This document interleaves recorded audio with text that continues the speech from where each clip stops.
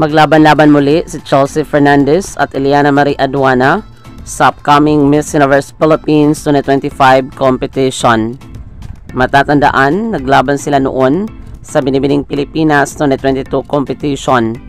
Sila ngayon ang frontrunner sa nasabing pageant at posibleng makasungkit ng corona. Grabe parehong diyosa at palaban ngayong competition. Sino kaya sa kanila ang papalarin sa Miss Universe Philippines 2025 crown? Maraming salamat sa panunood.